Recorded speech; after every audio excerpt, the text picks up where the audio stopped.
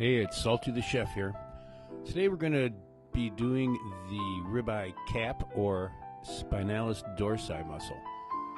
It's the outside portion of your ribeye, what you would typically cook prime rib with.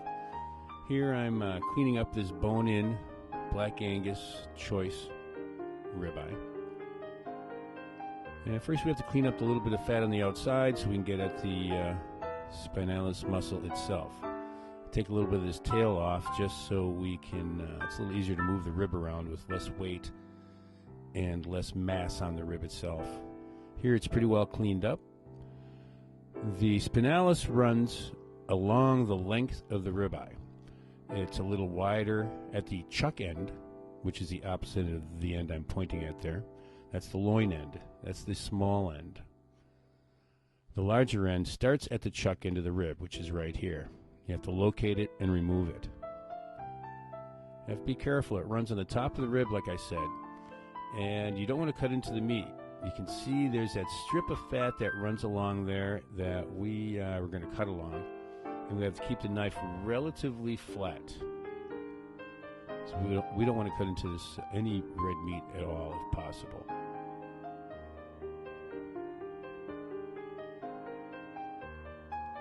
You can do a lot with your hands on this. You just need the knife to kind of help you along, do a little trimming up, and just spring a little few things here and there.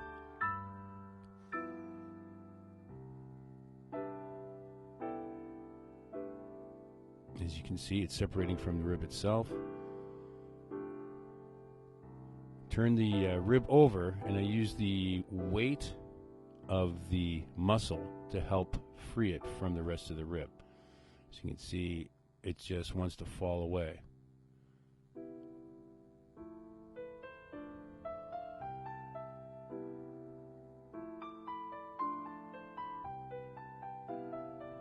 The loin end is the end I'm working on right now. That's the easy side. It's pretty straightforward. Once you free this muscle up almost entirely from the rib, it's just a matter of cutting it from the loin end from the bones.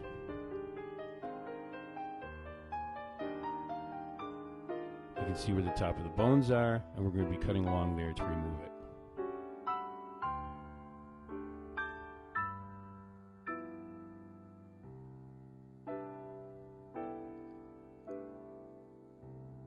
And as I mentioned, the loin end is easy. Once you get up to the chuck end of the ribeye, you have to be careful you don't take the wrong meat with you. Looking for the seam. I'm going to be a little careful. And it looks to be right about there.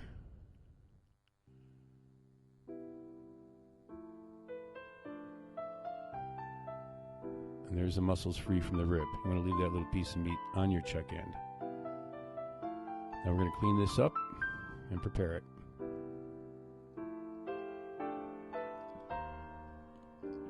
The spinalis muscle is covered in thick silver skin, or what I like to refer to as silver straps, because it's tougher than your usual silver skin, which makes it easier to clean, but at the same time you have to make sure you remove it all because it is tough. There's a thin layer of fat on this side of the muscle, which we're going to clean up a little bit, make it easier to get at that silver strap. It's relatively easy to clean this up. Because of the toughness of those straps, you really can't, it's not easy to cut through them and into the meat. Again, you keep your knife relatively flat, clean up some of this miscellaneous thin layer of fat, and then we'll get at our straps.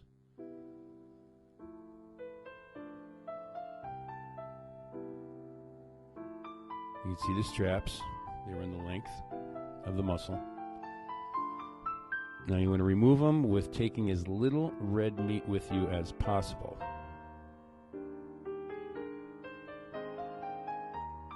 Place your knife underneath the strap, lift up slightly, and just tilt your edge ever so gently up.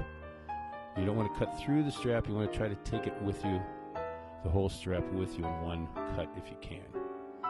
If you notice when I use the knife, I don't keep the strap on one place on the blade. I actually do slice it. If you see, I start toward the heel and gently move up toward the tip. This particular knife is really nice for removing these straps. As you see, I started about 2/3 up the blade and I end up at the tip. Makes it easier.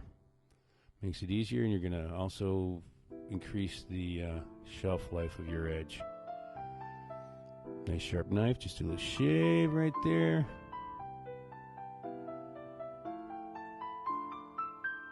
Now you can see where the muscle is starting to take shape. Got a little bit of cleaning up to do. Once we clean this side up, we're going to be flipping it over. Again, we'll be moving some silver skin, silver strap, and also a layer of meat that doesn't belong on there.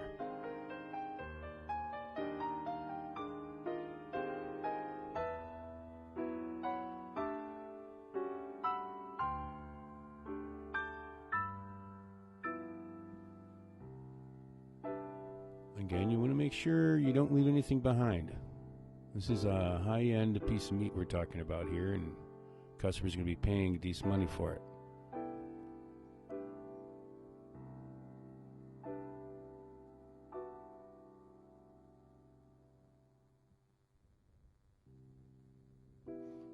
All right, we're just about done on this side. Trim up a little fat. Flip it over and you'll see what I'm talking about. You can see the muscle is at the bottom of the screen. It's long striations that go the length of the muscle. And then attached to that is the piece of meat that covers the chine bones on the rib.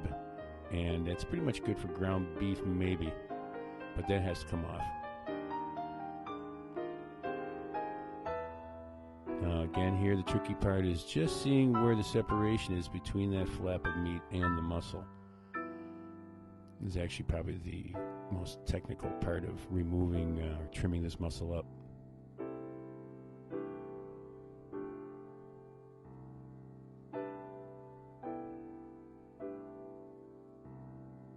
All right, she's trimmed up completely now.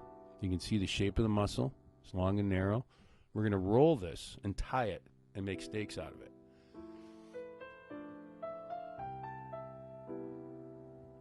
The way it is now, it's going to be a little too narrow once we roll it. So I have to essentially supplement its girth with a little bit of its thin tail. As you can see, it's a little narrow.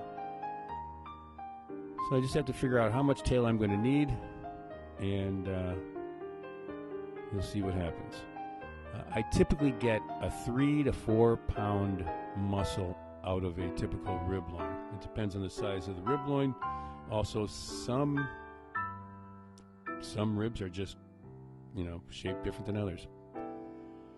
So what I'm going to do is I'm going to take this tail piece and place it inside the other piece so I can roll it. Obviously, this isn't going to work if I do it like that, so I'm going to split it down the middle along the grain and try to keep a consistent thickness throughout the roll. You roll it up tight like you would a sushi roll.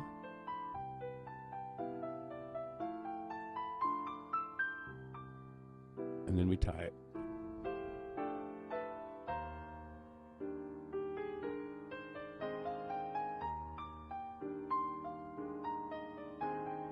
We have to tie it using individual strings, because what we'll be doing once this is all trussed up is we cut the steaks to order off the roll. It helps with shelf life, and it gives me the option of cutting different sizes if I need to.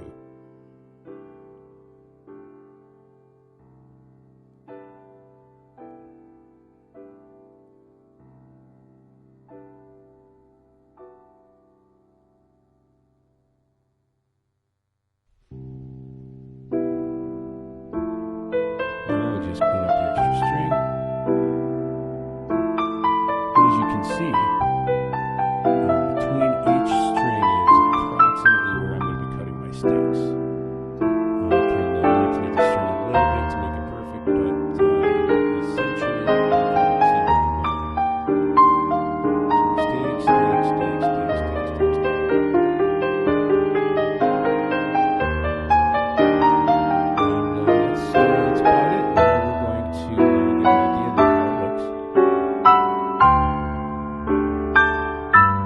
once this sits in the refrigerator and firms up a little bit, it'll almost become a single piece of meat. No meat needed. I'll cut a little end off so you can get a little better idea what you're looking at. One of the reasons why you want to keep it tight, it looks like a filet mignon almost, but it's a good marbled meat. There you have it.